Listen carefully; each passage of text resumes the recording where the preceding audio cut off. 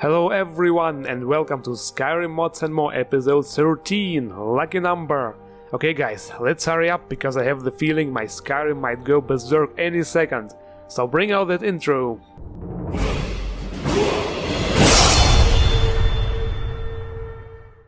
So, you probably already heard about the new Berserk episodes that recently came out. Yes, I know, poorly rendered 3D sequences, but we could just go berserk in Skyrim instead. What we need first is Berserk Races by Berserk. With this mod you can play as various characters from the Berserk universe. The Black Swordsman race is, however, the only one which comes with face and body textures. And it does look good and detailed, of course with the brand of sacrifice on the neck. The other races, well, here, look at Griffiths and try not to laugh. I failed this test. And the same goes for Casca and Farnese as well. It can look very weird depending on which body type you are using. Shirk is also available, but I got a CTD every time I selected it for some reason. Also, another thing about the Guts race is it actually has a unique voice.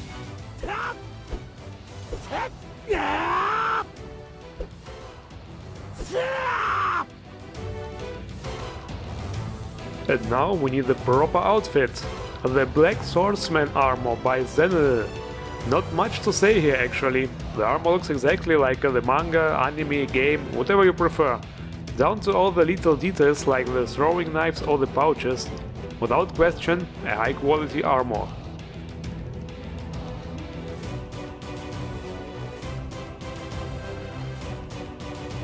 The only thing left now is Guts' iconic greatsword, the Dragonslayer, by Phase 3.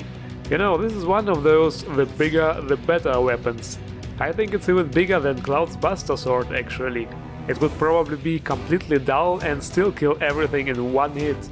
And don't forget, Guts wielded it with only one hand after that accident with Griffith's pets, if you know what I mean.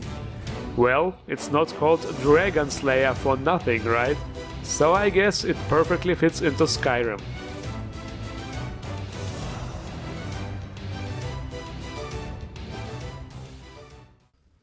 The female armor mod this week is TYMYD Taibai by... those are kanji, that much I know. This armor and hair are from Moonlight Blade Online, a Chinese MMO with nice visuals and pretty impressive looking combat. Action type similar to Blade and Soul, but even faster and even more over the top action. Wait a minute, I'm supposed to review mods here. But seriously, I am thinking about making MMO related videos eventually. Well, we will see. Anyway, the textures on this armor are not that high res and it doesn't have HDT, but I really like the style and the fact that it comes with its own fitting hair.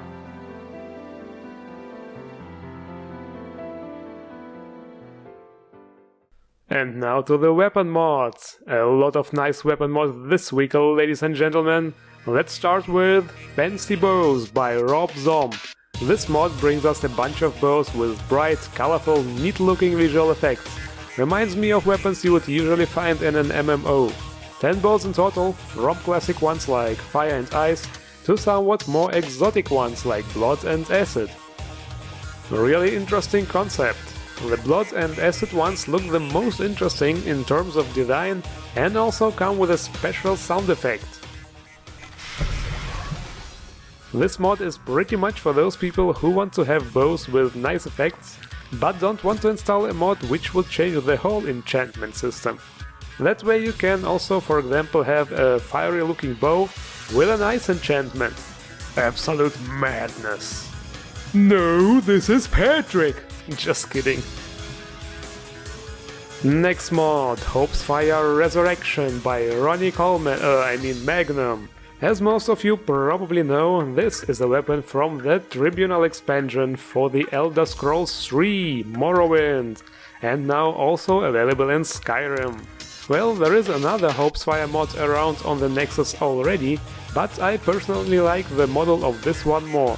The katana-like protection ring, aka Tsuba, for example, really appeals to me.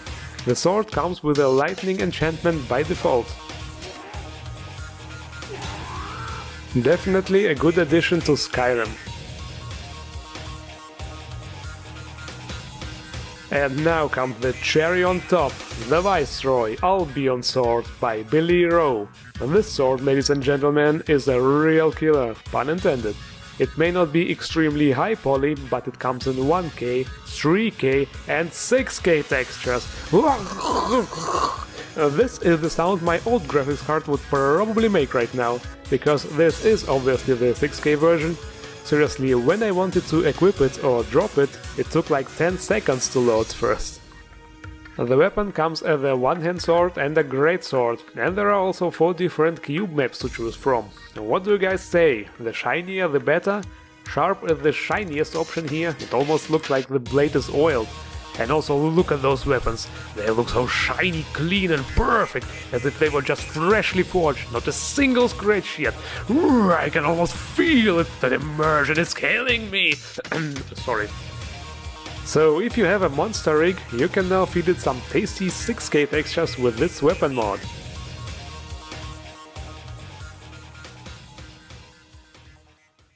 And now comes a nice small-sized player home, the Repose by Jesper the Gnome. Located in a small cave not far away from Markarth, but first you have to actually build it. Discover the cave, clear out the rubble, and now you can interact with those toolboxes to start building. Too lazy to gather the materials? No problemo. Just TLC through the wall and loot this huge chest here. It contains everything you need. And now you can start building your new home part by part, until you get a cozy, nicely decorated cave home. And don't mind the incredible redness here, this is just what tetrachromatic ANB does to some places. It really enhances the colors a lot, and depending on the lighting mod you're using, some interiors might look a little weird. Apart from all the nice looking decorations, this place has everything you might expect from a player home. Storages, crafting stations, and also some activators to change the style to your liking.